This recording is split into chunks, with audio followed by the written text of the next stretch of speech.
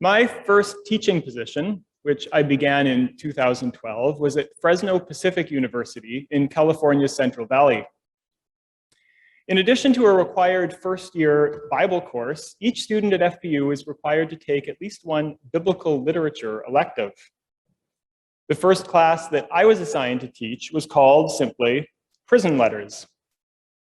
Since I'd been hired to teach in biblical and religious studies, not the English or history or cultural studies departments, where prison letters might have meant something else entirely, I assumed my task was to teach Paul's prison letters. So I began brushing up on Philippians and Philemon and reading the recent scholarship on these letters. But I had also been reading a different sort of literature from and on prison. My partner, Susan, had been working as a community chaplain with people recently released from incarceration. And I had occasionally tagged along to community events, and I had also started to read some of the books she was recommending. I had visited prisons before as an undergraduate student interested in restorative justice. But what I was learning and seeing now jarred me. The Central Valley of California, I discovered, was one of the hotspots in the national prison building boom of the 1980s and 90s, with prisons popping up in rural towns as their previously agriculture-based economies eroded. This was what prison would mean for the students who would be in my course. An uncle who was a CO down at Corcoran, or maybe an older brother who had done time there. How could I teach about Paul in prison and ignore this reality in my own backyard? I've ended up on a strange detour while prepping to teach prison letters in winter. I emailed a former prof back in Toronto. The incarcerated population in the US has gone from under 300,000 30 years ago to over 2.3 million today, I wrote, quoting stats from Michelle Alexander's The New Jim Crow. In 2006, 1 in every 106 white men was behind bars, which itself is mind-boggling, until you learn that for Black men, that stat was 1 in every 14. In 2007, 6.7% of African-American children had a parent in state or federal prison. This is insane, I concluded. Now I'm trying to figure out exactly what this has to do with Philippians. Nearly 10 years later, Abject Joy is a very incomplete, but hopefully useful attempt to answer my own question.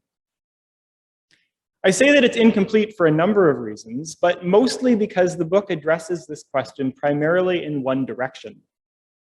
That is, it asks how attention to the concrete, embodied experience of incarceration might challenge, complicate, and eventually enrich the way we read Philippians. What it does not do, or perhaps I should say what it does only implicitly, is reflect on how Paul's letters might inform our own response to the moral and spiritual crisis of mass incarceration. I look forward to hearing from my fellow panelists tonight their thoughts on these latter implications. What I will offer very briefly is an overview of what the book argues in relation to Paul.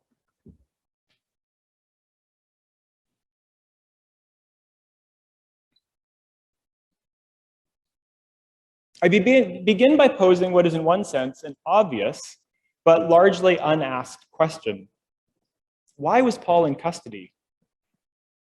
There are two key reasons I think that this question is seldom asked. First, the idea that early Christians were persecuted is by now so familiar that we don't often stop to ask why, or to notice that this doesn't really apply to Paul. Paul was not, we can quite confidently say, Paul was not in custody because he was a Christian. Indeed, there was nothing illegal about being a Christian in Paul's time, for the simple reason that there weren't any Christians, certainly not as far as the authorities were concerned.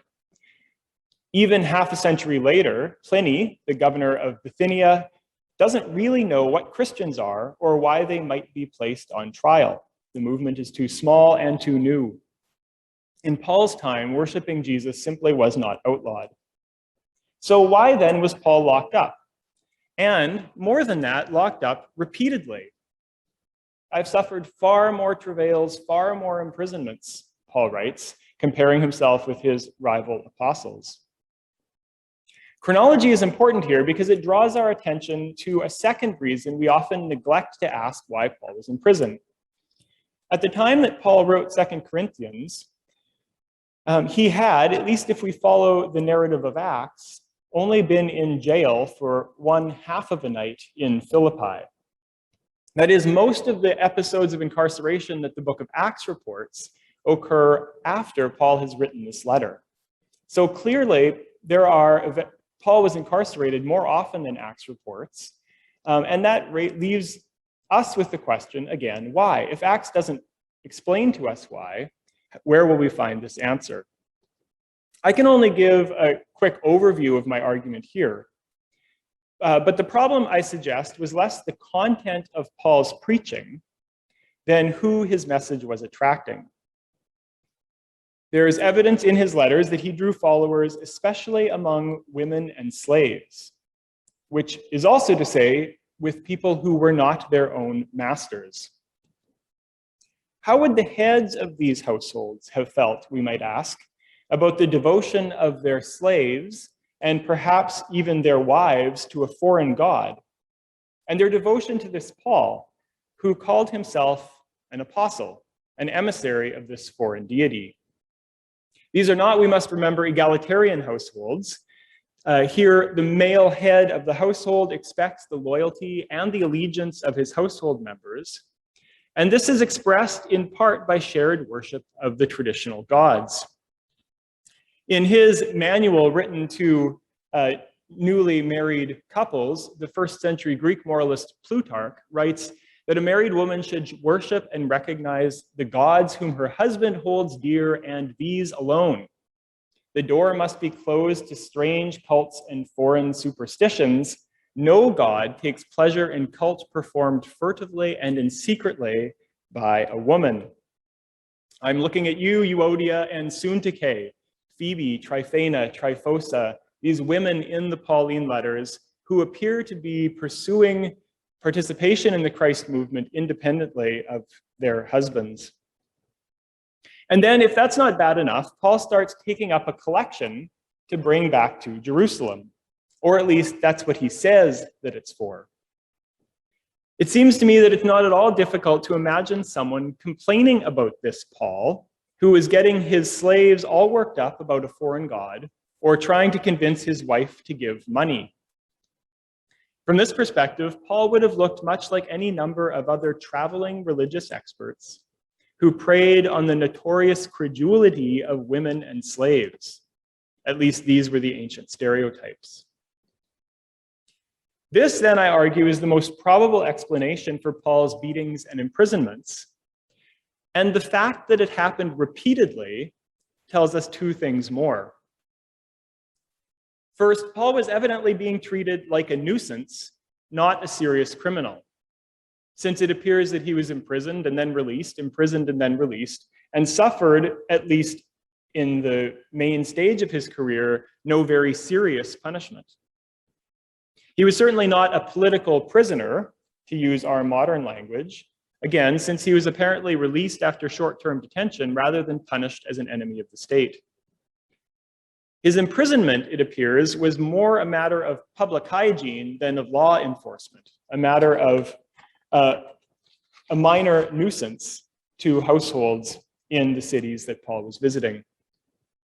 Secondly, Paul was evidently a person of minimal social status. A number of aspects of Paul's posthumous legacy invite us to imagine him as a person of some power and status, if not wealth. But in his own lifetime, the civic authorities clearly treated him like the common riffraff. In Paul's world, it's important to remember, persons of status were seldom imprisoned, and certainly not imprisoned for minor offenses. Here we might contrast 2 different experiences of imprisonment. There are many, many texts that we could look at, but I will show you just 2. First of all, the Roman orator Cicero complains about the treatment of one of his clients, Apollonius, who was apparently locked up. If Apollonius were ever so much in fault, he writes, still an honorable man of a most honorable city ought not to have been so severely punished without a trial, lying in prison, in darkness, in dirt and filth. From Cicero's perspective, prison is the sort of thing that's supposed to happen to other kinds of people, low-level folks, not respectable men like Apollonius.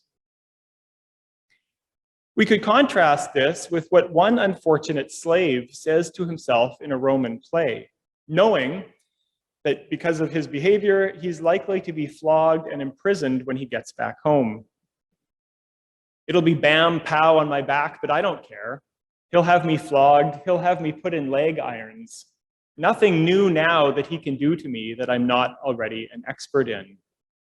Notice the tone of either bravado or resignation, or possibly both, that comes from a body, a man who is accustomed to this sort of treatment, accustomed to being on the bottom. Clearly, in the Roman world, as in the American one, some bodies were protected by law and custom, and others were not, as images like this one of an American slave named Gordon remind us. In fact, Paul's back may not have looked so different. Far more imprisonments, he writes, countless floggings, 40 lashes, beatings with rods. The body of this Paul apparently didn't merit the sort of deference that was ordinarily given to respectable folks. He was rather treated like an itinerant laborer, a traveling charlatan, a public nuisance, beaten, locked up, kicked along the road to the next town. This all matters, I think, when reading Paul's letter in our own carceral context, when thinking about what Philippians means in the context of mass incarceration. As my friend Mark Baker wrote me last week, reflecting on his experience engaging Paul's letters with men in the Fresno County Jail, Paul is like them not just in that he too was imprisoned, but like many of them, he was often in jail because he was without status or connections, just as they languish because they are too poor to post bail. One key premise of the book is that we must keep Paul's abject, degraded, imprisoned body firmly in view when reading his letters, especially, although not only, those that are written from prison. But our citizenship is in heaven, Paul writes, and it's from there that we are expecting a Savior, the Lord Jesus Christ. He will transform the body of our humiliation, that it may be conformed to the body of his glory, by the power that also enables him to make all things subject to himself. The body of our humiliation, he says, his own body scarred, bound, wounded, poorly clothed. Clearly, the transformation that Paul is anticipating here is not just a theological idea, it's rather an urgent hope and longing. And notice the reference here to Christ's power, to which everything else, everything in heaven, on earth, and under the earth, as Paul puts it in chapter 2, must bend the knee in subjection. In other words, I write in the book, Christ's rule, his universal mastery, achieves on a cosmic scale just what John Chrysostom would say that prison was for as well, the subjugation of captives under one's feet. Quoting here a standard understanding of what the purpose of incarceration was. In the age to come, this Paul will be no one's footstool, but rather the glorious ruler's faithful and honored adjunct. Here's a vision then of a new life, a glorious life, that puts an end to the ongoing humiliation of life lived in subjection. Indeed, what could be more different from Paul's dark and dismal prison than the prospect of sharing in Christ's heavenly glory? And then watching as all the earth bends the knee to Christ, even those captors who, arrogant and violent, have up till now been shoving Paul down onto his knees. Nurturing this hope of being glorified with Christ was, I suggest, one way that Paul was able to get by, to maintain his strength of spirit and will, even in prison, and therefore to speak in sometimes startling ways of joy and thanksgiving and peace. Don't worry about anything, Paul writes, perhaps like many preachers, speaking also to himself. The peace of God will guard your hearts and minds. Paul manages, it would appear, even in the midst of prison, to cultivate gratitude and joy and peace, even while he also yearns impatiently for his ultimate deliverance. Another key argument of the book is that Paul did not do this alone. That is, Paul is not best understood as a solitary singular hero who managed by sheer strength of will and conviction to conquer the despair of prison. Here it would be perhaps be easy to get the wrong impression from a text like Philippians 4, verses 10 and 11, where Paul is acknowledging a gift that the Philippians sent to sustain him in prison, a gift that probably provided for him much needed resources, food, clothing, etc. I rejoiced greatly in the Lord, he writes, that you finally renewed your concern for me. But I'm not saying this because I'm in need, Paul writes. No, as for me, I've learned to be satisfied with whatever I have. This is a strange sort of thank you. Thanks for the gift, although I didn't really need it. It almost sounds at first ungrateful, as though Paul is dismissing the significance of their gift. I won't get deep into the exegetical weeds here, but you can read the book. It appears to me that Paul is finding himself grateful, but yet at the same time concerned to guard his dignity. That is, to insist that prison hasn't conquered him, hasn't degraded him, hasn't made him helpless and dependent. For an analogy of this curious combination of gratitude and concern for dignity, we can look at another prisoner, a man named Errol, who, having joyfully received a care package from his wife, then catches himself short. Is it any wonder I love my wife, he says, but then pauses. It is strange, though. I've thought about it. In a way, I've now become my wife's wife.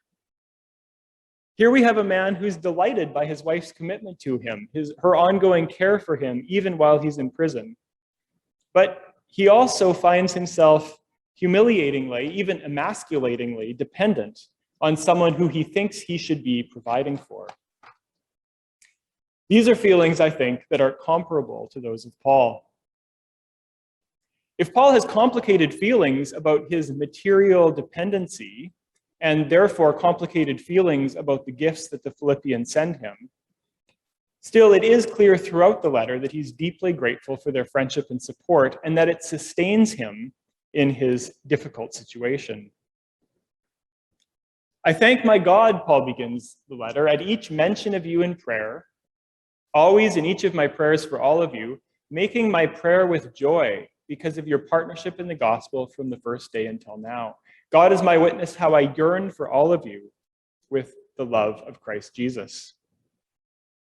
Like all good letters between friends or lovers, Paul's offers a sort of surrogate presence that attempts to bridge the aching divide that's caused by bodily absence. He's yearning. In this case, the absence results from his imprisonment. Of course, despite his yearning, he can't be with his Philippian friends now. But what he can do, notice, is use the imaginative spaces of letter writing and of prayer to draw himself near to them once more. Paul is praying, yes, but he's also nurturing in his imagination the presence of the Philippians. Paul is writing a letter, yes, but he's also nurturing in his imagination the presence of the Philippians, recalling good times with them in the past. And these help to sustain him, and as it's clear in this text, to bring him joy. Of course, this is a feature Philippians has in common with any number of prison letters written since. But we might draw a more specific analogy too, taking our cue from Paul, who often envisions himself as a father figure to his assemblies, by considering the complex emotional reality of those who are parenting from behind bars. Many incarcerated parents say that they continue on for the sake of their children. For their children's sake, they fight their legal cases, they get clean, They enroll in prison programming. They find the will to make it through the day. The fierceness of this commitment derives from the sincere care and devotion they have for their children, devotion that has to steel itself against all manner of institutionally imposed obstacles. But notice that it's inflected too often with these incarcerated parents' own sometimes unseemly emotional neediness. For, as a missed visit or unanswered letter can make excruciatingly clear, the children to whom these parents devote themselves are at the same time the persons on whom they're most nakedly dependent.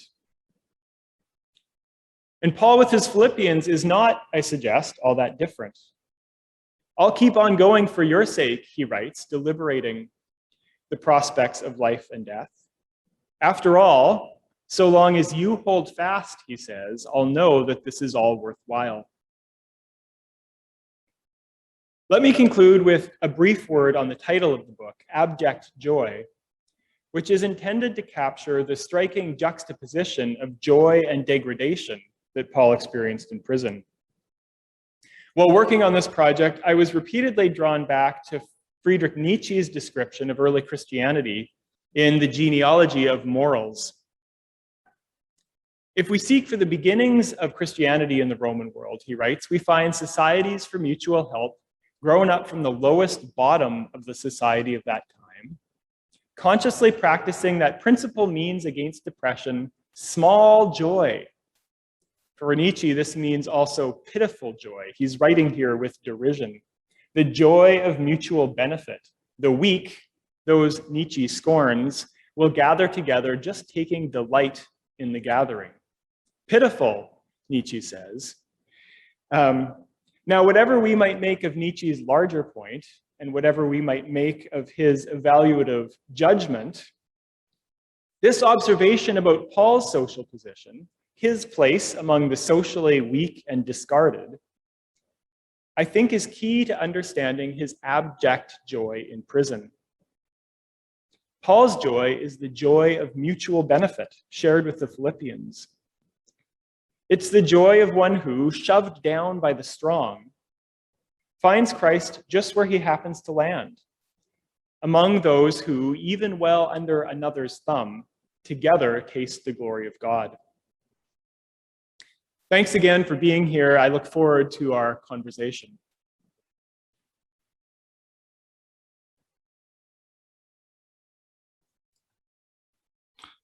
Thank you, Ryan. I think I'm next up. Is that right? Hopefully everyone can hear me. The main take home is that this is a really fantastic book, and you should all buy it and study it, even if you're not a New Testament scholar like me. Let me tell you why I really like what's going on here. I'm going to make 4 points, 4 clusters of points. And the first one is this. If you are a professional New Testament scholar like me and Ryan, you will already be used to scholars who excavate Paul's letters and peel back the hagiographical treatment that he receives from the book of Acts. And then later on in the history of the church, when you get into books like Acts of Paul and Thecla, you get even more extraordinary stories about Paul. And these stories are doing something, they're achieving something important. They're orienting Christians and later communities, but they're not actually very grounded in the gritty realities that Paul himself was navigating when he tried to plant his little clusters of converts, his churches in these Greco-Roman cities. So what Ryan does, first of all, is he peels back those layers and says, we get right into the letters, see, quote, the real Paul. But when you do that with a prison letter and you start reading New Testament literature, what you come across is a lot of very ironic comparisons with Stoic sages who aren't moved by their circumstances and give a lot of philosophical advice that's pretty damn useless and I think also not very realistic. Now, I'm assuming that the reason why Ryan knows he needs to do something else is partly because, like Sarah, like me, like others, he's visited prisons. He knows what they're like. He knows what it's like to sit in one. He's talked to people who've been there for a very long time. And so that knowledge is something that he takes and feeds into this book to craft a much more complex, subtle, nuanced emotional landscape. And because it's more realistic, I think it's also actually more use for people who are in prison. Now, he draws down into Philippians. He's a little more cautious than I am on authorship. A couple of other letters bear Paul's name that were written from prison: Colossians, Ephesians, Philemon. I'd love to see Ryan write the book on those as well at some point. But Philippians is definitely the one that gives us the most detail about this complex relational and emotional terrain that Paul is traversing. So to draw that observation to a close, Ryan's book is unique in its ability to hold together all these traditional modes of scholarship and then this gritty stuff that comes out of a modern prison context. And I think that's what makes it so valuable and so insightful. I wrote on the back that it takes the study of Paul in prisons to a new level, and it really does. So much to talk about, so little time. Let me look at 3 points that he makes. The first one is his analysis of Paul's non-elite status or status. This is done extremely well by Ryan. And what he does is he articulates the Greco-Roman sources to show that there's no question that Paul is being whipped, beaten, shamed, hopefully humiliated, living in squalor. He is not receiving the treatment of an important person in society. His body did indeed bear scars. He talks about puncture wounds, like the wounds of Christ, in another letter. And so what we've got here is someone who looks damn unimpressive. And that actually gets him into trouble with some of his other communities who were more status conscious. So Corinth, probably slightly more well-to-do members in that church. And some of them lose their affection for him as a leader and a founder because slightly higher status people are arriving, people who look a little bit like an ancient college professor, dare I say, people who ask for money, who look good, who sound good, who've had very comprehensive education, college-level educations in Alexandria.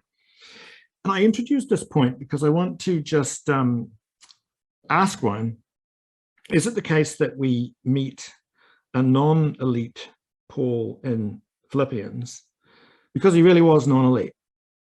He was just used to navigating those spaces. He was a slumdog, as they would say in India. Or is there another possibility, which is that he believes what he says and he abdicates his cultural and social capital to get alongside people who are non-elite and pays the price, not just of the shame of entering into those spaces, but of being acutely vulnerable in those spaces. When you abandon your elite status in the ancient world, you really do lose your protection. And Ryan's done a beautiful job of sketching out how it was very unusual for high class people to end up in these sorts of squalid, incarcerated situations. Is Paul abandoning that status and getting alongside those who lack status? Or is he just that person himself? I think we would have to go to other letters to talk about that. But let me flag up in the middle of Philippians a very famous passage known as the Christ hymn, chapter 2, verses 5 to 11. And there's an account there of Jesus probably being compared to the wisdom of God before he becomes a person, and he lays aside the wealth and the status of being in heaven and descends down and becomes a person and accepts a non-elite death of rejection and shameful crucifixion. Because of that, God the Father lifts him up and enthrones him on high. Paul is including that material of abdication of status, I think, for a reason. It's got something to do with the fighting that's going on at Philippi between these women who are so important to him. Does it also have something to do with what he does? Does it have something to do with his mission praxis? Which would be pretty impressive if it was the case. Here's a guy who should be humiliated by incarceration, but isn't. He is utterly unfazed by the situation he's in, I would say. Even push comes to shove, he's dealing with stuff, but there's a sense in which the narrative that his incarceration is trying to place on him is not working that well. Okay, so let me segue into my third point, which concerns this landscape of emotion and affect. I'm a little bit more excited about affects than Ryan. He seems to be more excited about emotions, and I'm ready to be corrected by his deep and wide reading on the subject. But the affects are fascinating for constructing and understanding prison environments, and I use them as a theoretical tool, not just to understand ancient contexts, but to understand our modern contexts as well. These go, affect theory, if you're not familiar with it, goes back to a guy called Sylvan Tompkins. Behind him, back to Darwin. And the assumption is simply that there are these basic biophysiological states in our bodies, in our faces, but also in our minds in terms of very powerful moods that different cultures sequence in different ways to survive, to manage their environments. That's a very quick summary of affect theory. The reason I summarize it is because dominant cultures tend to sequence affects in a way that keeps other people under control. And they sequence them in a way that reduces empathy for those who suffer, and that elevates the affect of violence, which is the affect of anger or rage. And one of the ways that they keep people under control is they threaten them. They make them afraid. That's a very powerful affect. They distress them. They don't feel distress when they hurt people. And they inflict on those beneath them shame, disgust, and contempt. So very powerful emotional and physiological states. You stink. I'm going to spit you out of my mouth because you taste rotten, and shame and humiliation. These things are being deployed against folks who are incarcerated on the outside. And that's the location that Paul is occupying. And Ryan just puts a beautiful, well, beautiful is probably the wrong word. He puts a very, very detailed picture of this. He evokes it so accurately, and I learned a huge amount from it. What I want to do is say Ryan also sketches out just why Paul is able to resist this so effectively, and I thought this was brilliant. It's the title of the book, Abject Joy. Joy is an affect. It's the affect that we use when we smile, when there's a release of tension, a sudden drop from either negative or intensely positive affect. And it's where we want to be. We need to live in that place of positive affect. People get broken down when they live in toxic affective situations, shame, contempt, anger, distress. That breaks them down, immobilizes them. If they're living in positive affect, not necessarily monolithically, but positive affect, they're in good shape. And what Ryan pulls through out of this letter is the positive affective script that Paul is indwelling and enacting, which does effectively resist the intensely negative and toxic script that he's meant to be experiencing. And the way that happens is the oscillation in Paul between his anxiety and distress about the Philippians, about Epaphroditus, about what's going on with them, and then the relief, the joy that comes from knowing that they're okay. So he's interested positively in them. He's distressed, and then he keeps getting this news, as Ryan sketches out, because there are visitors, there are gifts, there are letters, there are communications, there are expectations of further visits. So all the stuff that we know really keeps them going, keeps people going in prisons, we see Paul benefiting from and kind of enjoying in this alternative script. And because he's oscillating between distress and anxiety, interest and joy, he's repudiating the shame, repudiating the disgust, repudiating the contempt, repudiating the anger that he's being asked to copy and that he's also being asked to endure.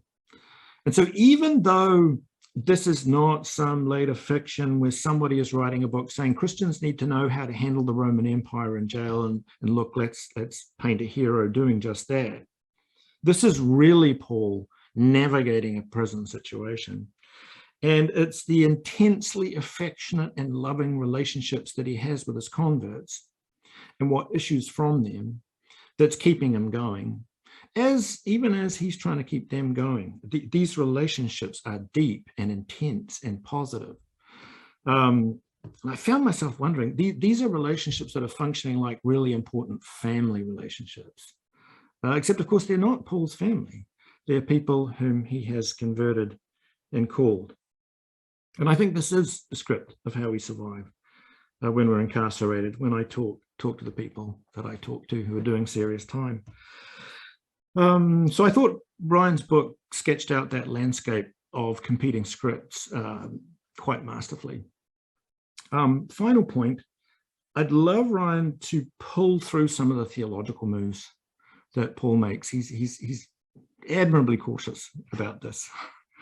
But there's something about Christ above and Christ ahead that's really doing powerful affective work as well. And I wonder if Paul makes a distinction there. I wonder if these things are not all threaded together. When Paul wants to connect with the Philippians and wants to be modeling Jesus to them, and in effect bringing the presence of Jesus to them, it's people who transmit and mediate that presence. It's Timothy, it's Epaphroditus, it's Paul himself. And these visits and these relationships are literally mediating the presence of Christ. But it's a Christ who is defined as someone who has set aside his wealth and his status and his riches and entered in alongside of us, so that in due course, even as we bear those sufferings in our body, we are guaranteed this future glory. I think there's something very thick and intertwined and powerful about that set of combinations. Ryan, I would love to talk about a whole bunch of other stuff, but there are important people waiting to talk. You and I will just have to discuss the situation over a beer in due course. Thank you for your book. Thanks, Douglas. So this book was also a game changer for me, in that Dr. Schellenberg used ancient sources alongside the biblical text itself, alongside the voices of currently incarcerated folks, to reinterpret what it means that Paul was a regularly imprisoned person. And as he does that, Schellenberg's Paul starts to look a lot more like the type of people regularly incarcerated in America today. And I want to use my time tonight to suggest that his reimagination of Paul in this way holds both a challenge and a call to the wider church.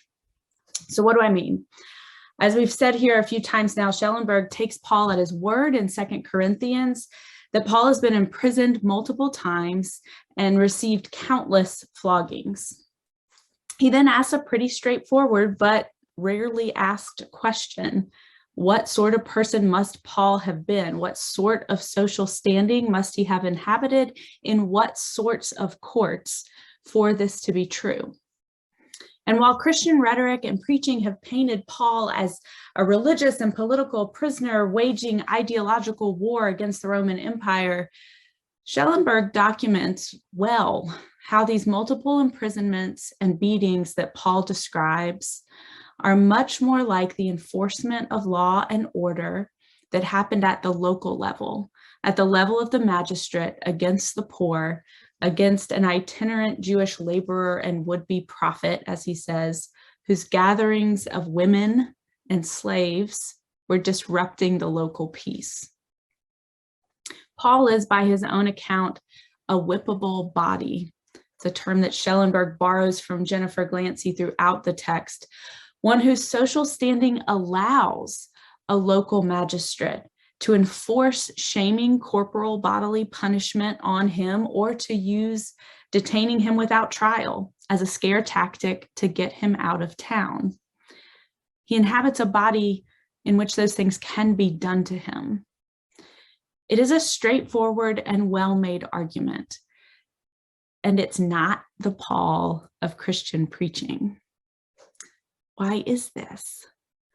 So Schellenberg suggests that maybe it's these other ancient prison tropes or these extant narratives that we have from more affluent ancient prisoners, and then specifically the narratives that we have about Paul in the book of Acts that have clouded our interpretation to render Paul the imprisoned philosopher and divine herald, the political prisoner, Paul the wrongfully accused, Paul the Roman citizen demanding trial, Paul the martyr. But I want to suggest that it's not simply our reading of the book of Acts, and I think many of us can confess that we haven't read those other sources. It's not simply our reading of the book of Acts that permits us to gloss over a whippable Paul, but rather our own experience of inviolable bodies, our own interpretive location in uncaged places that have clouded our biblical imagination. We can imagine ourselves in Paul the philosopher, the political prisoner, the wrongfully accused, the Roman citizen demanding trial, the martyr.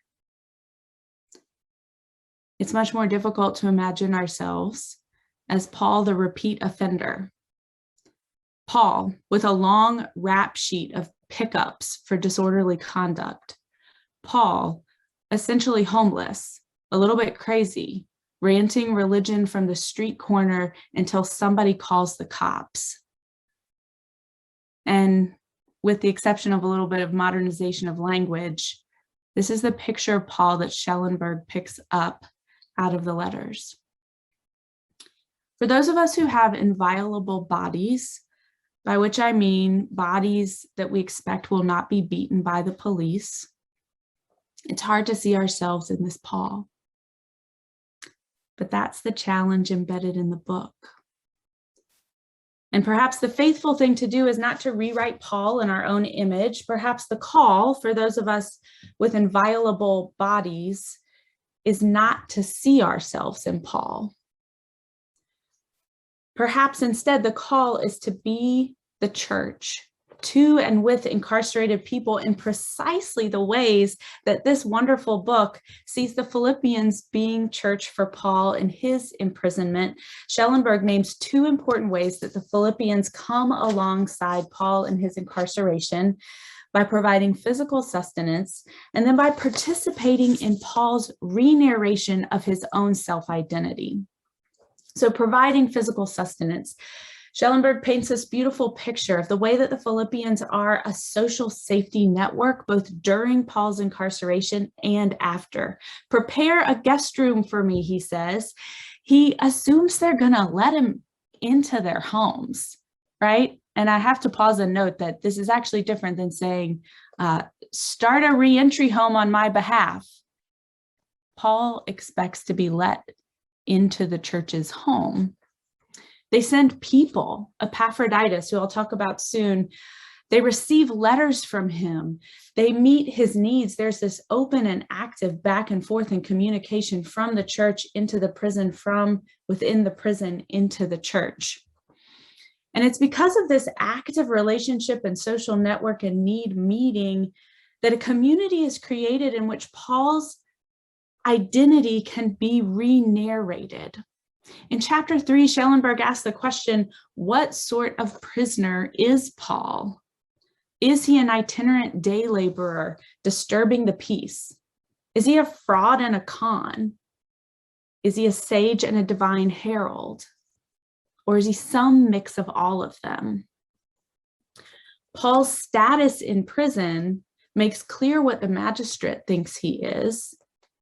But Schellenberg suggests that the Philippian community standing beside Paul without shame, even as he is being socially shamed, offers Paul a container in which to renegotiate his own identity.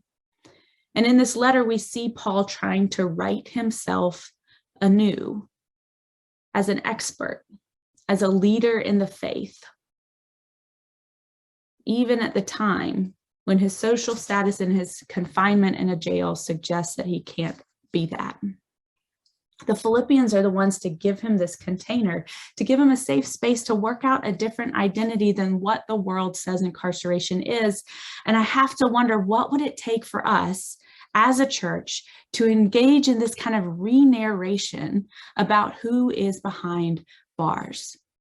To see those who are locked up as scholars, as faith leaders, to see them as unjustly imprisoned, not because they didn't do the particular act for which they are incarcerated, but because we become a people who starts to confess that taking people from their children, jobs, and communities is an unjust response to crime. What Schellenberg says is putting little stock in the moral authority of the magistrates. Something Schellenberg notices, at least in the ancient world, came naturally to those without money, citizenship, and social power, but a kind of challenging of narrative that comes hard to those with money, citizenship, and social power. Going a step past Schellenberg, I would even ask, what would it take for us to re-narrate incarcerated people as living icons of the Christian faith, as the closest thing among us to our incarcerated saints and Lord, Paul, but also Peter, Joseph, Samson, Jeremiah, or maybe most importantly, Jesus himself, who, like Paul, inhabited a whippable body. If I was preaching this behind the walls, I'd use Schellenberg's Paul as an example. I'd use him as a person to whom my incarcerated congregants could turn their eyes for tips on how to make do. But we're not behind the walls. And I want to close with a suggestion that for those of us living free, those of us with inviolable bodies, there is at least one character in the book of Philippians to whom we can faithfully turn our eyes for an example, and that's Epaphroditus, whom Douglas has also mentioned from chapter 2, directly after the Philippians Christ hymn, right after Paul has encouraged the church to look like Jesus to the point of death. Paul tells a story of Epaphroditus, who was sent to him by the church at Philippi, and now Paul's sending Epaphroditus back because Epaphroditus has gotten sick to the point of death. And the Philippians are worried about him. The scripture tells us that Epaphroditus draws so near to prisons that he is made sick. And Schellenberg's book is full of vivid descriptions of how ancient prisons made people sick to the point of death. But the chilling thing about reading this book as someone who continues to work daily inside of a prison is that I could see how prisons are still making people sick to the point of death in the exact same ways as is being described in an ancient context. Not when something goes wrong, but precisely in the very fabric of what prisons are.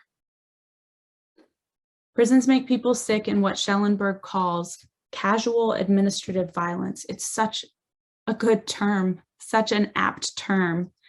He describes casual administrative violence as the kind of blows that you could give a social subordinate in the ancient world with impunity. And while you cannot go knocking people around in the head in prisons today, we still have plenty of casual administrative violence. I spent the day on shift at a facility here where I'm a chaplain, and I probably witnessed 35 strip searches happening in front of my office. I experienced just in today cuffing, leg irons. These are casual administrative violence that take a toll. Prisons make people sick in what Schellenberg calls hunger. And while we'd like to think that doesn't happen in today's prisons, all of our prisons are underfunded and perennially understaffed, which means that basic needs go unmet. And it means that overcrowding is the norm. Prisons make people sick in ways Schellenberg takes up in the chapter on suicide. There is a daily stress and shame for everyone involved when the assigned endeavor is to keep people locked in a place against their will. Corrections workers commit suicide at a rate twice that of police officers, which is already above the general population. The suicide rate for incarcerated people is 4 times that of the general population. And finally, prisons make people sick in basic disease ways. COVID has spread in prisons at roughly 5 times the rate as the general population, and it has been twice as deadly. I will do another memorial service on Thursday for another staff person who has died of COVID at my prison in this past month. Epaphroditus draws near enough to an incarcerated Paul for prisons to make him sick to the point of death, which is the exact same language Paul uses of Christ earlier in that chapter. On the basis of Philippians 2, drawing near to prisons until they make you sick is perhaps your best chance to look like Jesus. And I, for one, am so deeply grateful that Dr. Schellenberg has written a book that not only tells us the truth about Paul, the repeat offender, but lifts up, lights up the call that places on each one of us. Thank you.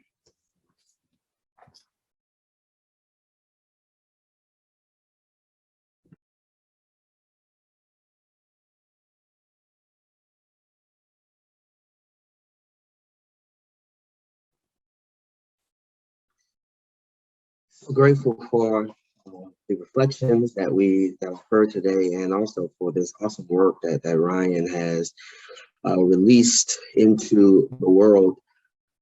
The first question that dawned on me as I was making my way through the work is, how does the martyrology of Paul actually desensitize us to what prison life is? In what ways do our usages of Paul actually cause us to be complicit in the sort of carceral damnation that is the American democracy, the sort of carceral condemnation that is visited upon so many Black and brown and poor white bodies? I think one of the enduring values that, particularly for me, in this work, is to refigure and hold space for a bodied Paul, for a Paul that is not simply the hero of Acts, or even one who is the dominant expander of this new faith tradition, this burgeoning faith tradition, but to see Paul as himself a vulnerable body, Paul a person who represents in many ways, whether in his non-eliteness by birth or a non-eliteness by choice, sort of gives vision, gives texture to a community of people who are systematically unprotected. One of the things that I hold valuable is that even in sort of naming the potential of Paul's non-elite status is that to hold alongside Paul's non-elite status a version of what Roman citizenship could be for Paul, as to make clear in Paul's time, and maybe and really in our time, that citizenship is not created equally. That to be a citizen does not mean one is protected. To be a citizen does not prohibit one from being a political piñata in a very insecure and unstable system. To be a citizen does not mean one thing, but it's possible. And I think at least for how I interpret it, how I'm drawing on Ryan's work here in this text is that even if we maintain Paul's citizenship, is that it causes us to think about forms of social control of folk who belong to a society but are trapped on the margins of that society. Is that what we know is that so many of our prisons are filled with, yes, citizens who are not born on the same basis as so many others. Is that we see that our prisons are being used as tools of solving some of the most devastating social issues of our time. That we use prisons as answers for unemployment. We use prisons as answers for our failing mental health care systems and care in this country. We use our prisons as ways of controlling for and solving for violence. We use prisons as a way of controlling citizens. And what this picture, this fresh picture of Paul shows us is how there is historical antecedents for the way the American carceral system treats its citizens. Has home and has a long line even back to first century Rome. What is also powerful about this, so holding that I do want to maintain and hold Paul's citizenry, and even as I put that alongside Paul's the potential non-elite status of Paul. It also, and I think some of the history that is uncovered here, some of the carceral history that is laid bare here shows us that, and I think this is directly from the book, that the overwhelming majority of folk who were subject to this type of physical violence, subject to these types of inherently violent confinement, were slaves.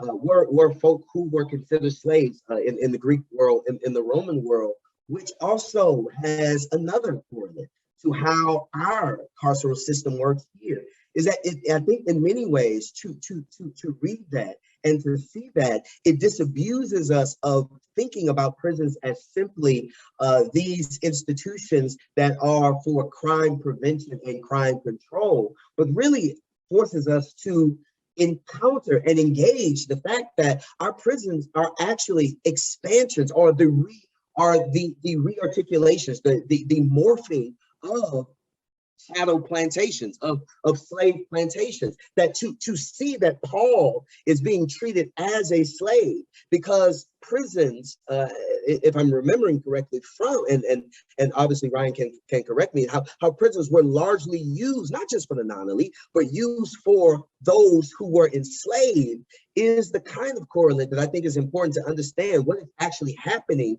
behind those walls. What is actually happening in those cement boxes to persons, that it causes us to be honest about the fact that our prison industrial complex is another iteration of how do we control the labor and how do we control the freedom of bodies that were marked off as chattel, bodies that were marked off as less than fully human by a constitution of a nation that is allegedly built on freedom and built on the unalienable rights of human beings, right? And so to name the fact that Paul is treated as a slave, that incarceration in this sense, confinement in this sense, was a way of managing, controlling, punishing, and damning slaves, is important for those of us who are people of faith, people of Jesus, to own as we take seriously the work that our prisons are actively doing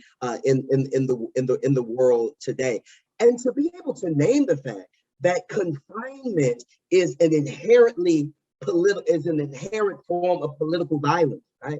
Even if we take Foucault seriously about the shift, if we're able to take some of Foucault seriously about the shift from this sort of intense corporal punishment toward this kind of soul correction, is that what we understand is that the body is still a fundamental part of what the carceral reality actually is, and seeing it as a form of caste control, seeing it as a form of class cementation, seeing it as a way of controlling particular bodies who are seen as disruptive, who are seen as disposable, who are seen as whippable, as has been offered for us today, I think is a powerful way, not just of us thinking about Paul, but us thinking about what is the role of prisons in our society. A third point I would like to make in reading this book is that I think it also honors the fact, particularly in the 4th chapter, I believe,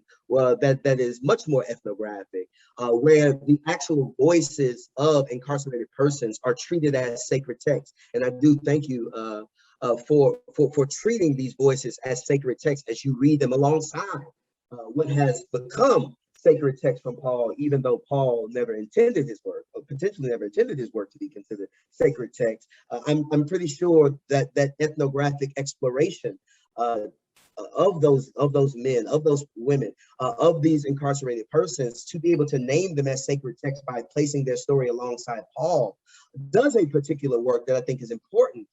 And the work that I think is important there is that so often we are led to believe that experiential excavations of text, the sort of experiential hermeneutics, are not really valid ways of understanding scripture, are not really valid ways of approaching and even appropriating text. But not saying that this was your goal, Ryan, but what it helped us, what I think it offers to the world, is that social location actually does matter for understanding text. Social location does matter for excavating the lives of people who we flatten to paper. It is so easy to sort of integrate and to mesh the Paul of Acts with the Paul of the epistles. But the way you unmask, the way that you helped in many ways to blow light into Paul's body also reminds us that to do biblical interpretation on lockdown has its own benefits, has its own, obviously, this is a state of torture for so many. This is a state of disinheritance for all who are incarcerated and their families. But to be able to say that one social location offers a window into a person we've named a hero, a person we have made a martyr, a person we've made a focal point of early Christianity, I think is a powerful move for all of us to understand that none of us approach text objectively. None of us approach and read text in a vacuum, and that there is particular value that our social location, no matter how nominally it is, no matter how disinherited it is, no matter how unprotected our social location is that it does offer us a window into the sacred that is valuable, a window into the sacred that should be upheld and honored as much. We often think about people who are behind those cages who do scripture. We consider that non-critical reading of scripture. But to put oneself in a particular text, I think is enduringly critical if we honor the voices, the experiences, and the organic intellectualism that does exist in our carceral system. And I think there's one last point I want to make here that shifts me into another, thinking about the ways that we use Paul that make us desensitized to prison life. It really raised the question, and I appreciated thinking about the Philippian community as Paul's church and as Paul's community, as this place that breathes life into Paul. This even as you offer, Orion, that maybe Paul is contemplating death by suicide, but finds the will to live, or finds the courage to live in this community that is waiting for him, this community that he's invested in and that has invested in him. But to see the power of this Philippian, the power of folk who show up for Paul, the power of folk who are not afraid of Paul's chains, the power of folk who are willing to practice some form of solidarity with Paul, even as there are those who are running away from Paul because of his incarceration.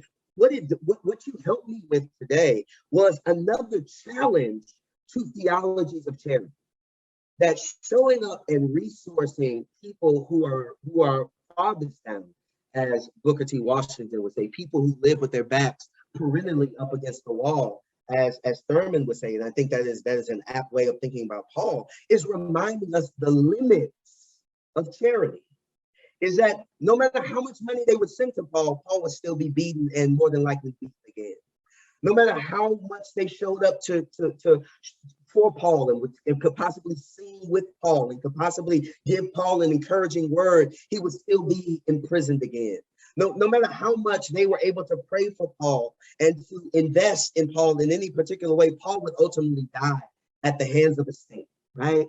Which reminds us that there's no amount of charity that takes the full sting out of the violence of confinement and the violence of incarceration, which helps me to understand is that theologies of charity are good for now, but they can never replace ethics of abolition. Is that what I gather from this is that prisons must go, that prisons work the way they were designed to work, and that is to humiliate, to kill, to supplicate, to destroy, and no amount of Philippian charity would change that, which means Paul helps us to understand. Paul in what is now his celebrity, Paul in what is now his sainthood, Paul in what is now his high martyrology, helps us to shine a light that prisons are violent and prisons must go. And lastly, I want to say, it's interesting that Ryan gives us this picture of a Paul whose body is violatable, this body that is whippable, this body that is incarcerable, this body that is killable, right? This body that is executionable. It is very interesting that as we're reading about a Paul who's a victim to his own carceral system at a time, it is interesting that there's so much of how we use Paul's words and Paul's theology to uphold prisons. Is that to a great extent right now, there is so much we ascribe to Paul, or the ways we use Paul that ultimately help to keep prisons in place, that ultimately help to justify prisons as valid resources and tools in a society that is searching for peace and searching for safety. I think it is very interesting that as we are talking about a Paul who is incarcerated, a Paul with a body that is incarcerable, that we have to also be honest about the ways we as Christians, particularly American Christians, can use and have used Paul to build and sustain prisons. We trace the Protestant work ethic in so many ways. If you think about 2 Thessalonians chapter 3, we trace the Protestant work ethic back to Paul, and we shouldn't, but we trace that back to Paul. And we have to be honest about the fact that prisons were ways to hold on to the labor of enslaved Africans in this country. And so the idea that work is sacred, that work is godly, and that we must get as much work out of these heathen bodies as possible as a way of making them holy in some way can be traced back to Paul when we misuse Paul. The idea of ontological othering, the way of categorizing those who are in and out. There are ways that we use Paul to talk about those who are righteous and those who are wicked. We misuse Paul to make people othered, which allows us to incarcerate folk with no guilt. That's why so much of incarceration is slavery without the guilt, because we have theological and biblical language for making people othered, and we use Paul wrongly to do that. The concept of original sin, we find ways to trace that back to Paul, possibly in Romans 5-7.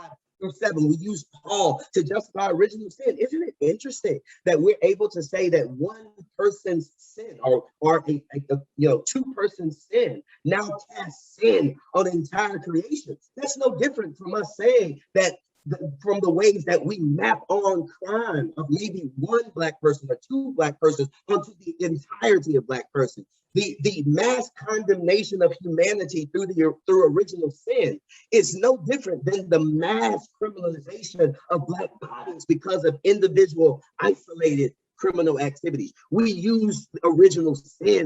In some ways, original sin undergirds how we think about mass condemnation. Atonement theories, the idea that one person must disappear so that all of us can be saved, right? That is the way we use our prisons. The disappearance of Black bodies now makes all of us safe. The disappearance of Latinx bodies, Latinate bodies, make all of us safe. Our atonement theories can be mapped onto the ways that we think we're making society safe by getting rid of more than a few, but by getting rid of certain segments of society. Certain people must go through pain in order for the rest of us to enjoy freedom. It is interesting that even as we think about Paul as an incarcerated man, that we actually misuse Paul to uphold our system of mass incarceration.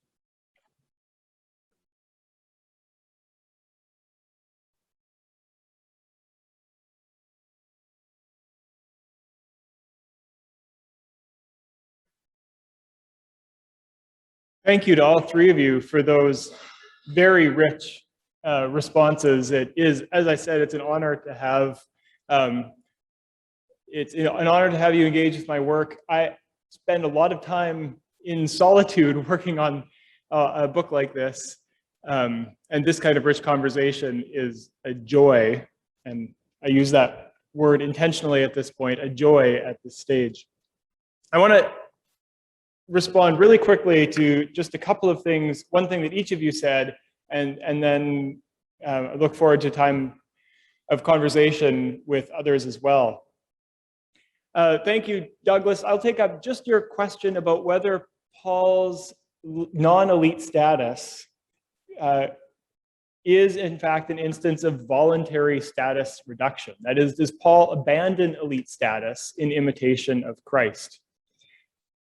Here, I'll just say very briefly that I find myself skeptical, or at least hesitant, about this kind of narrative, largely because, to use Sarah's language, it occurs to me that it's the kind of interpretation that is particularly useful for those of us who have inviolable bodies, particularly useful for those of us who are, to quote again Sarah's very fine phrase, who have an interpretive location in unchained places. So who is it useful for to imagine a Paul whose non-elite status is voluntary rather than simply an aspect of his social identity? And I'm skeptical of the ways that that thread has run through Pauline scholarship, the assumption that Paul was in fact more like a prince wearing pauper's clothes rather than just someone poor. Sarah, thank you so much for your response, from which I learned much.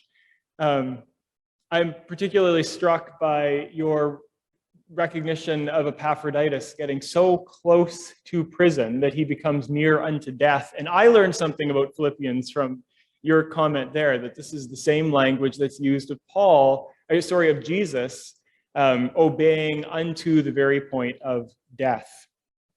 I do wonder, and this is by no means a criticism, but rather an invitation to conversation. I do wonder, in using language about re-narrating incarcerated persons as living icons, about the temptation for those of us in other positions to romanticize the experience of prison. How do we, for those of us who don't have the privilege that you have of being inside every day and having a kind of automatic guard against that kind of romanticization or exoticization of those who are incarcerated, how do we guard against that?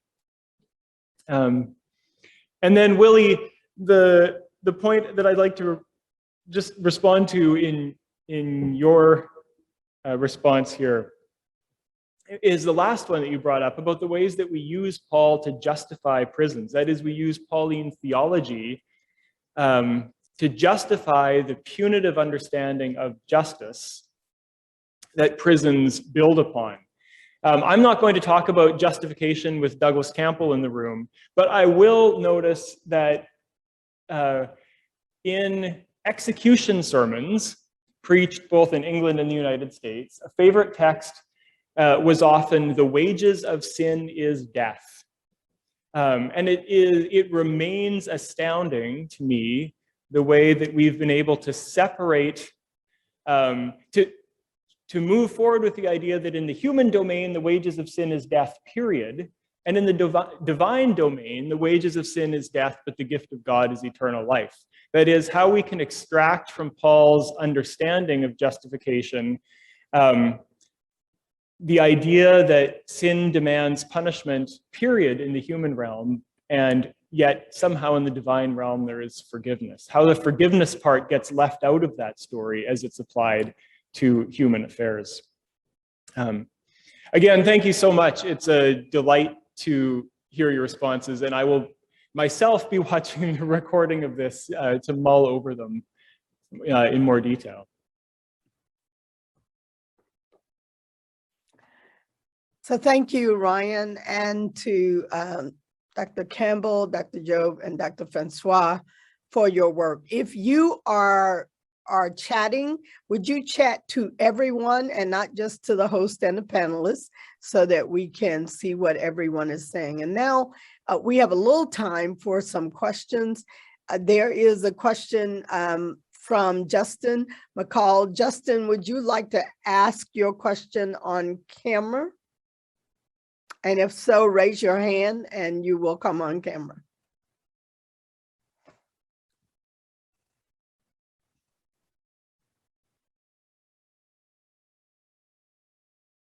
Okay, I don't see his hand. Oh, his hand is up. So Liz, can you put Justin on camera so he can ask this question and pin him instead of me so he can be in conversation with Ryan?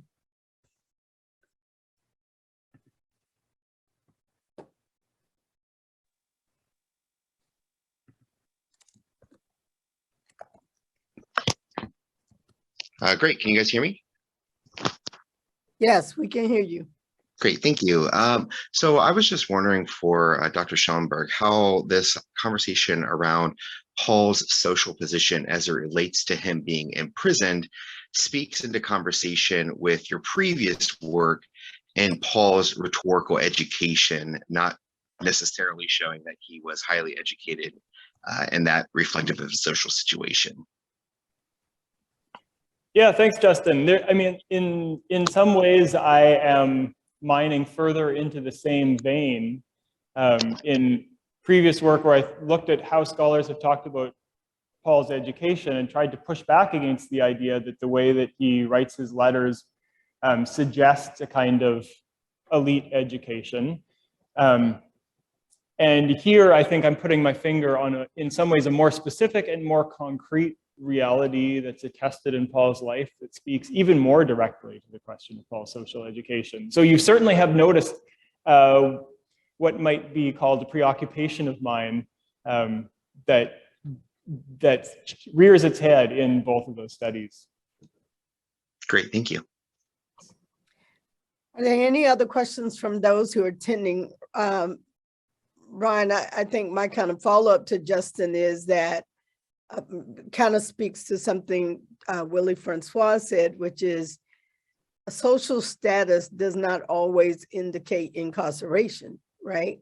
You can be a well-heeled person of color in this culture and still be incarcerated unfairly for reasons that don't make sense and are not related to your social status, your education, for example.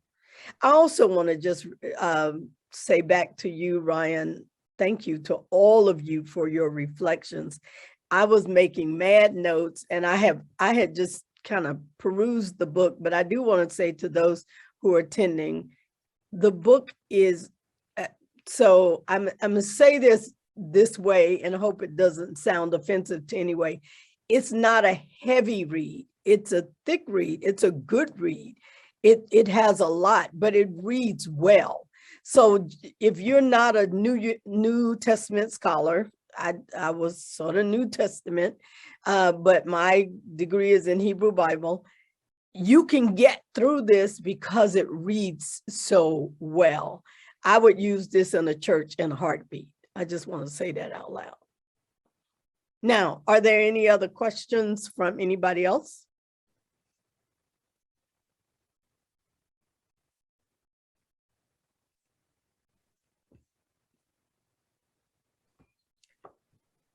When I don't see hands go up, there's a hand. I don't know who it is. Okay, Chris Hope's hand is up. Chris, would you like to be on camera to ask your question?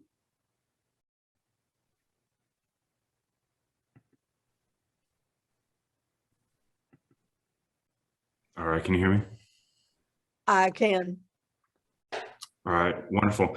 I was really moved by what Willie was sharing about that Paul did not know that his prison letters would be sacred texts, and inviting the role, not just rethinking Paul, but rethinking all incarcerated people as sacred texts.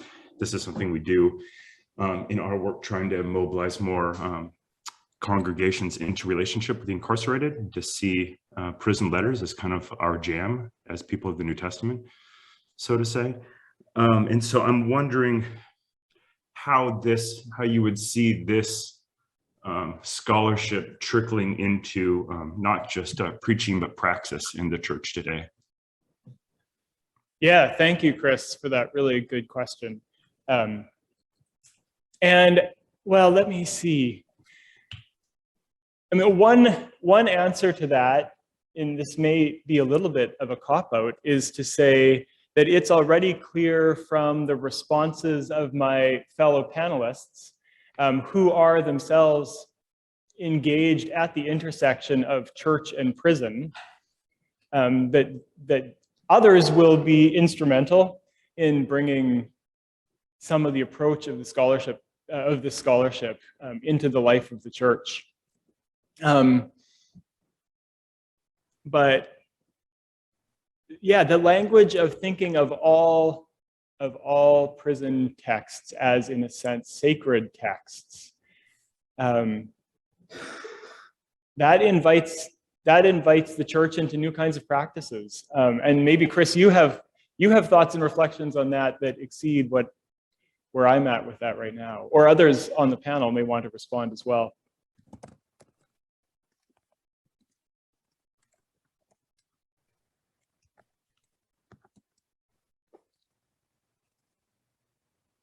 No other responses on the panel? So I do think that's a good question about how shall the church now read Paul differently, and therefore reflect on these texts differently, particularly something Dr. Job said around prisoners as icon, and something Dr. Francois said about prisons as the need to be abolished, given that the humiliation is the point. So I don't know, Ryan, do you want to speak to either one of those?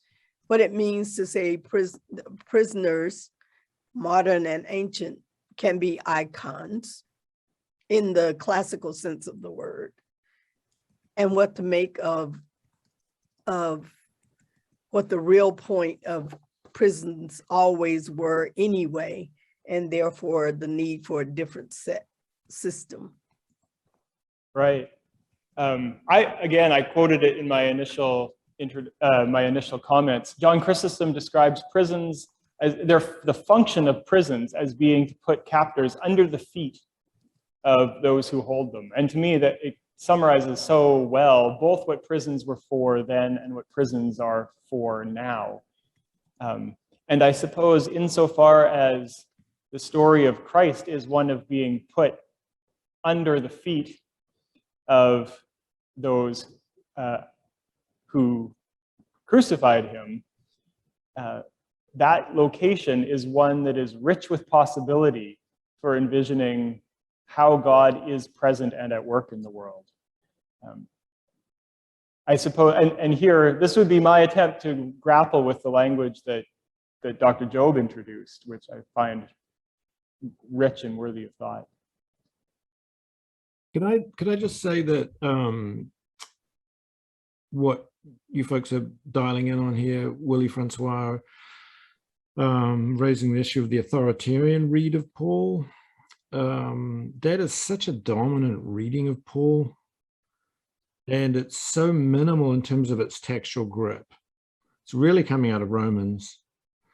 And I think the imprisoned Paul is a way of putting pressure on that law and order reading. And that's incredibly important because there really is a kind of a hegemony of the authoritarian reading. And it's so narrow, and it really is not, it's just wrong. And if we're coming at it from the point of view of a non-elite person who is not being treated justly, someone who's not on the side of authority, but who's being abused by authority, all of a sudden we've got a very different take on what's going on in him. So I think it's a really important tactical moment. And I think, you know, I would want to invoke the presence and the pressure of the Holy Spirit, whom I believe is pressing us into carceral spaces and is at work in those spaces. And we're so impoverished in our positions, if we occupy them, of authority and privilege. We're so impoverished, thirsting for a sense of the reality of God, because we're not moving into the spaces where God is at work. So I think, Ryan, your book is taking us there. I'm really, really grateful. Thank you. Kathy McGregor is on to ask a question, and then I'll go back to Chris's, and then it seems like there's somebody else, Anika. So Kathy? Yes, I don't really have a question. I have so thoroughly enjoyed this and deepened my experience with the incarcerated. I'm in Fayetteville, Arkansas, and I'm the founder and project director of the Prison Story Project, a ministry of St. Paul's Episcopal Church here in Fayetteville. And we spent 6 months in unprecedented access with death row prisoners at Varner Prison in Arkansas just prior to the mass executions, and in a storytelling project with them. And when we had grants from a lot of different places where we toured the US before the pandemic, and we handed out comment cards to the audience to send their comments back to the guys on the row who knew where we were every time we presented. And thousands of comment cards, every single one of them spoke to the humanity of the men on the row. And since that time, I've received a grant from the Episcopal Evangelism Society. When we were, I think it was Kansas, we had filmmakers film a copy of that. So with this grant from the Episcopal Evangelism Society, we have been able to Zoom that to anyone who is interested in the stories from the men on death row, two of whom were executed. Two of our writers were given last-minute stays. And I keep thinking about, after listening to everyone, what one of our writers said. All of these men have been in solitary confinement for over 25 years, and one of our writers, who has been strapped down to a gurney to be executed 4 times and given a last-minute stay, wrote for our staged reading, "The state cannot execute the man who committed these crimes. I executed him years ago." And that speaks to most of the men that I have not come to know and love on the row, who have found redemption in the most horrendous of conditions, just as you all have talked about, Paul found. So I can put our website there if anybody's interested in one of these staged reading. That's been our way to kind of waken the consciousness of folks who may not know the other story of the incarcerated. So I'll put that on the list, and so you can get in touch with us through the website. And if anybody's interested in this staged reading, I'd be happy to show it to you and your audience. Thank you. If you would put it in the chat. I will. Everybody, not just to the Yes. panelists, that would be great. Chris Hoke's follow-up question was, given how Paul has been used to justify and normalize prisons, how can this lens on Paul, your reading, Ryan, and this reflection from these three scholar activists, how can this lens on Paul show us a way to reread Paul for a renewed Christian ethic of abolition? So maybe and Willie may want to go at that. Yeah, great question. I'll say just one or two things, and yeah, if others want to respond. I mean, I think we really do there needs to be an excavation of the ways that Paul's texts have been used to make a punitive understanding of justice seem not only normal, but necessary. And that includes really having a go at understanding of justification specifically, and how the understanding of the divine moral economy that our theologies of justification tend to rely on really does need to be reconsidered, since mostly we have constructed theologies of justification and of atonement that are founded on medieval and then modern understandings of how justice works, rather than the ancient understandings of how justice works that Paul himself took for granted. So I'll stop there. Willie, did you want to add anything?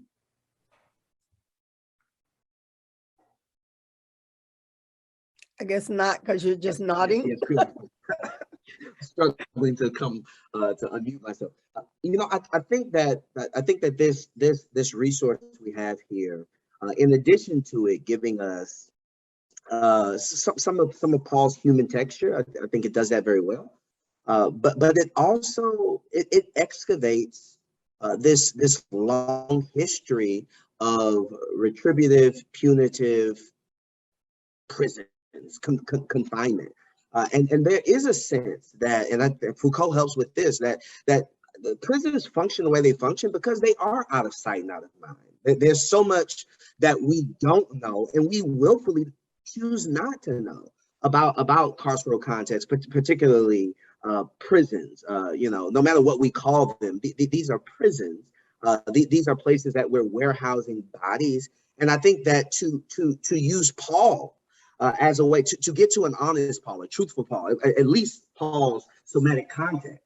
If we're able to get to the context where Paul's body is, because we know Paul as a prisoner, we celebrate Paul as a prisoner, but we celebrate Paul as a prisoner without actually giving any attention to what prison is. I've heard so many sermons talk about Paul in prison, but nobody ever takes the time to unpack what that lived experience was. And so I think that this text gives us it gives us resources, gives us new brushes for how to paint what that prison system it looked like, what that ancient prison system looked like, and make those connections with what ours look like. And maybe it's a naivete, but I really believe that people who love Jesus and people who are sensitive to spirit cannot want institutions like these deeply, chronically violent institutions to exist in our world, particularly when they function contrary to what we actually think they function as. So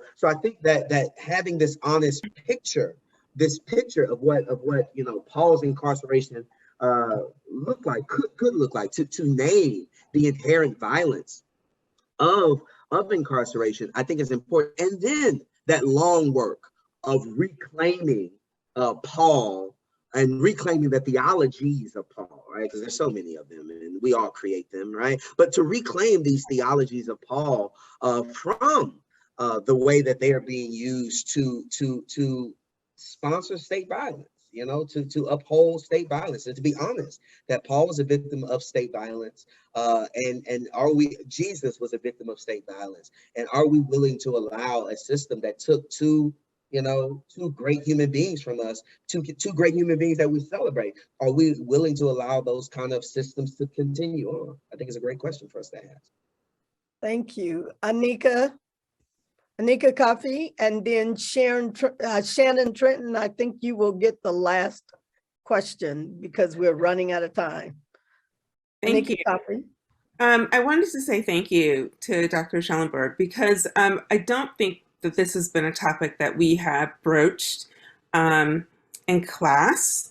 And the issue of prisons has not been of mind, even though I have the misfortune of having family in prison. You kind of put those in prison out of mind because they're not present. So when you're not present, you can, frankly, you can forget, you can put them aside because you're not present. And when you think of all of those who aren't present, and there's millions of people who are not present in our lives and parishioners' lives, we need to reimagine them back. And when we take your book and we bring it into congregations, we have ways of then bringing them into conversation that makes it poignant and allows us to acknowledge their presence that we did not have language for, and to, frankly, bring Christ back into their lives in a way that is uncomfortable and needs to be seen, and for Paul to be seen, because we like to make everything syrupy and nice. And frankly, people want syrup. They want to have the sweet because it numbs. And no one at this point has talked about how we've numbed ourselves out as a country on all the niceties. And frankly, it's done nothing for this country but given us all the things that we don't need. And at this point, we need some reality. And the reality is that we need to set our people free, all of them. Thank you. Thank you so much for those comments. And I wondered if Dr. Job wanted to say anything to what you just heard from Anika, since you are in the prison regularly. Yeah, I think that one of the great gifts of this book for me was exactly what's been said by the last two speakers, that Dr. Schellenberg makes visible the invisible, whether that invisible are populations behind bars or poor ancient populations behind bars who don't make it into the general telling of Stoic texts, or whether it's a Paul hiding in plain sight because he doesn't look like we want him to look. There was this beauty, part of why this is a game-changing book for me and why it's a book that will stick, is that it was just filled with those types of words in season or words well said that bring to speech painful experiences that you're having or that you're seeing, that you haven't known how to name. So whether it was things like the administrative violence or not bowing to the logic of the magistrate, or, the one in front of me right now is the idea of rejecting the obvious options of rage or capitulation, but seeking instead alternative ways to stake out livable turf in hostile territory. Those are words I needed this week. Here at a year and a half of serving in prisons during COVID, and I don't know how much people on this call are just totally aware or not aware of the fact that our national practice has been to lock people down in the smallest possible groupings. And we have all sorts of administrative language that sounds very healthy and very COVID friendly and COVID safe about what that is. What that is 24-hour lockdown, something that until a year and a half ago, we used to reserve for punishment and used to be called torture by the rest of the world, even when we used it as punishment. It's now our just general practice during COVID for how to incarcerate this, 2.5 to 3 million people that we have currently behind bars. That's been grueling. And one of the gifts of this book was that it actually brought some of that administrative violence to speech, the choices that are available, and then it didn't just bring them to speech, but it brought them to speech through the use of the scriptures. So my holy text, where I hang my hat, where I go to for my life and source and strength, has now become a site that is actually helping me name violence that I'm witnessing that is invisibilized socially, but also kind of has been caught in my throat because it's so hard to say. So I guess that would be my response to that, just a kind of thank you and a lifting up, and kind of gets all the way back to Chris's of like, what will this do for the church? Well, this is one of the things that it is doing for me. And I hope you can hear in that how I see it as both a gift to the church behind bars and also simultaneously the church who is outside of them. Willie, Yeah, and then Shannon. If I can just say this, and this I'll be done, and hopefully briefly, is that, you know, I do teach a, you know, I one of the classes that I teach at Sing Sing is early church history course, right? And so much of how we frame Paul, and I'm so glad that Ryan disabuses of this, is that, you know, Paul's in prison because of the gospel, right? Prisons were used to stop the gospel, right? That's how we often think about Paul's incarceration. But, you know, today I came to, you know, and it's probably reading Ryan, is that I stumbled upon something else today, teaching church history, is that, no, the empire didn't use the prison confinement to stop the gospel. In fact, under Constantine, the empire used the prison to keep the gospel pure, to determine what would be believed, what wouldn't be believed. In all these controversies, that something happened to the dissenting side, and it was off in prison. And so I think if we really want to change how churches approach prisons, is that we also have to own our history of how at one point in our lineage, we used prisons to keep Christianity pure.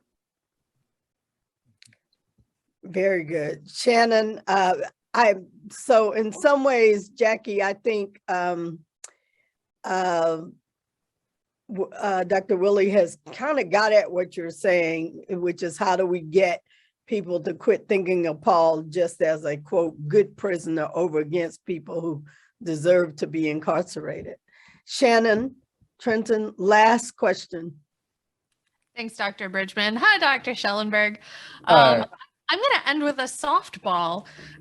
So especially listening to Dr. Job talking about the sickness, the mental sickness that pervades prisons and those who administer prisons, and then thinking about your point about sort of the juxtaposition between the vulnerability of a prisoner trying to be strong for the sake of those with whom he's in relationship.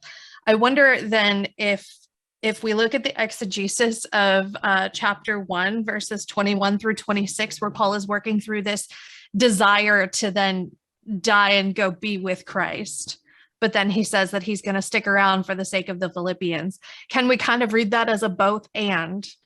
Is it a case of perhaps him wrestling with that vulnerability and wanting to be strong? And maybe Dr. Job can speak to this. Is it a sign of maybe his weakening mental state?